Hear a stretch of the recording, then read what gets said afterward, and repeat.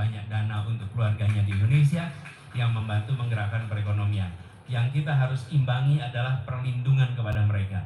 Jangan mereka kemudian menjadi korban, padahal mereka sesungguhnya telah menjadi pahlawan bagi keluarga-keluarganya. Gitu.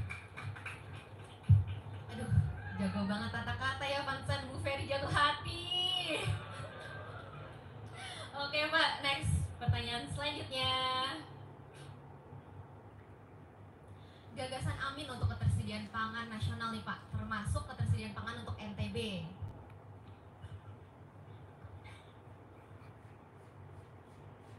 Oke, gagasan Amin untuk ketersediaan pangan nasional termasuk, begini,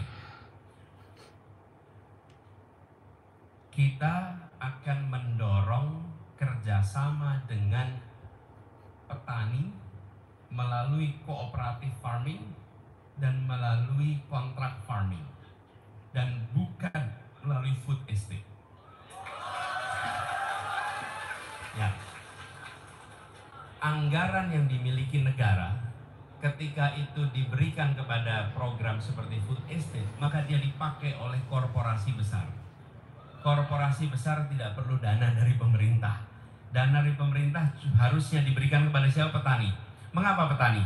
Satu, mereka yang sudah bergenerasi menghasilkan pangan bagi kita semua. Ini kita semua pangan dari mereka. Dan mereka hidup dengan kondisi ekonomi yang sangat sulit. Begitu anggaran diberikan, programnya cooperative farming. Artinya apa? Para petani ini membentuk koperasi. Dengan membentuk koperasi, mereka akan bisa bercocok tanam di area yang lebih luas. Begitu area yang lebih luas, maka pembagian hasilnya jauh lebih mudah. Yang kedua, kontrak farming. Kontrak farming itu bukan mereka dijadikan pekerja, tapi hasilnya kita kontrak untuk dibeli. Sehingga saat mereka menanam, mereka tahu bahwa hasil nanti panennya sudah ada pembelinya. Dengan ada harga yang disebut sebagai harga dasar dan harga atas, sehingga mereka punya kepastian. Hari ini petani sambil nanam, sambil mereka tidak tahu nanti harga gabahnya berapa. Dan ini bukan rencana, ini sudah kami kerjakan di Jakarta dan akan kita teruskan di level nasional. Oke? Jadi dengan adanya kontrak seperti itu, petaninya tenang karena sudah ada pembelinya dengan harga yang jelas. Dan karena ada kontrak, mereka bisa kredit alat-alat pertanian. Mereka bisa menggunakan ini untuk kebutuhan mereka mencari, kalau perlu ada pinjaman, mereka bisa mendapatkan pinjaman. Kira-kira dengan cara begitu, dana negara bukan untuk korporasi besar, tapi dana negara untuk para petani kebanyakan, supaya mereka bisa beroperasi. Oke Pak, terima kasih Pak. Masih semangat atau getar dikit? Semangat dong. Masih semangat. Semangat. Kalau lemes mau saya persilakan untuk goyang Pak, joget.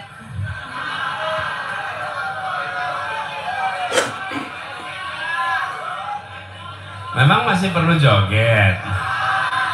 Nggak perlu. Emang kenapa Pak? Nggak perlu Pak? Iya. Jangan bilang gitu dong. Iya. Ginilah. Kalau gagasan ada, ide ada, rencana ada, maka tak perlu banyak berjoget. Iya. Waduh, saya diulti nih. Oke Pak, siap. Kita masuk ke segmen 2. Jawab nih.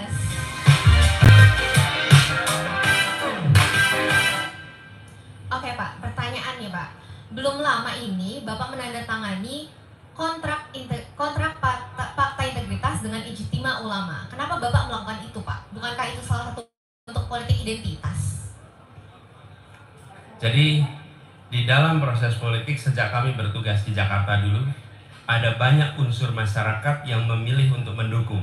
Dan ketika mereka menyampaikan dukungan, mereka meminta kepada calon untuk bersedia mengerjakan A, B, C, D, E.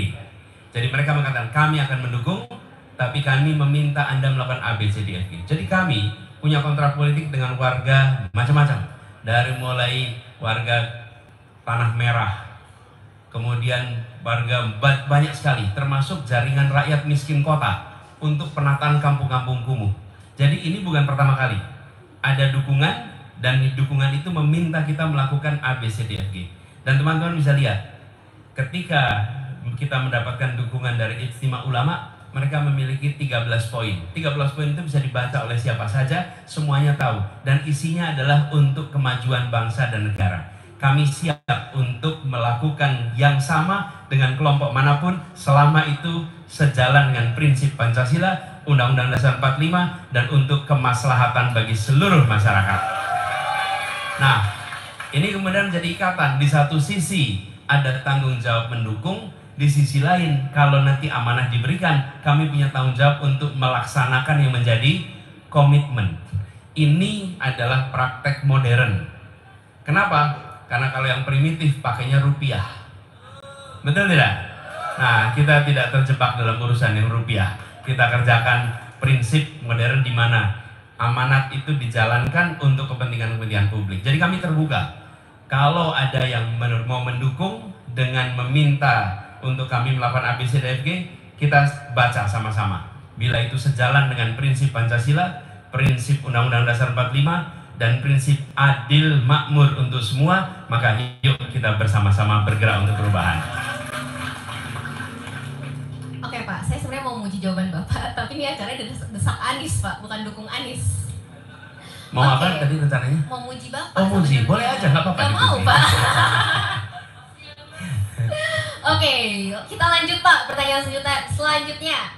Sekarang ini Pak banyak kritik, katanya menteri-menteri sering punya konflik kepentingan atau konflik of interest. Gimana Bapak menjamin kalau nanti jadi presiden, menteri-menteri tidak akan punya konflik kepentingan? Ya, Ibu sekalian, itu harus dijaga konsisten. Jadi jangan sampai di awal tegas soal tidak ada konflik kepentingan, tapi sambil jalan pelan-pelan itu ditoleransi. Menurut saya harus ada penjagaan yang konsisten di sini. Jadi komitmennya, setiap bertugas di wilayah publik, maka dia harus bekerja atas nama publik. Dan itu ditegaskan. Teman-teman sekalian, begitu seseorang disumpah memegang jabatannya, maka ucapannya, tindakannya, tanda tangannya itu atas nama negara. Bukan lagi atas nama pribadi. Karena itu dia tidak boleh lagi bekerja untuk kepentingan dirinya, kepentingan pribadi, karena dia sudah sumpah. Dan tidak ada sumpah itu mengatakan hanya bekerja jam 8 pagi sampai jam 5 sore. Nah ada, itu 24 jam selama durasi dia bertugas. Jadi saya ingin pastikan, satu, mereka menandatangani komitmen. Yang kedua, menandatangani komitmen bila melanggar otomatis mengundurkan diri. Otomatis, tidak perlu diminta. Begitu melanggar otomatis mengundurkan diri. Jadi kita tidak usah nanti meminta mengundurkan diri, karena bagian dari komitmen itu bila komitmen dilanggar maka harus mengundurkan diri. Kenapa ini penting? Ini untuk menjaga kepercayaan rakyat kepada negara. Negara itu harus dipercaya. Kalau negara tidak dipercaya, maka rakyat akan curiga. Saya beri contoh, akhir-akhir ini kita mau pemilu. Semua bicara tentang bagaimana negara netral, bagaimana tidak ada kecurangan. Artinya apa? Alam bawah sadar kita mengatakan kami kurang percaya pada negara. Karena itu kami curiga. Dulu-dulu kan gak pernah ada. Ini tidak boleh. Negara harus mengembalikan kepercayaan, karena pilar dalam demokrasi adalah kepercayaan rakyat kepada negara. Dan itu dibuat dari mana? Dari yang paling puncak harus menjaga kepercayaan itu. Berarti kepalanya ya Pak, kalau puncak Pak? Kenapa? Berarti kepalanya ya, dari atas gitu ya? Memang kepala itu mulainya. Baik Pak, baik. Iya, segala mulai dari kepala. Iya. Oke Pak, kita lanjut ke pertanyaan selanjutnya. Sekarang ini hutang luar negeri mencapai sekitar 8.000 triliun.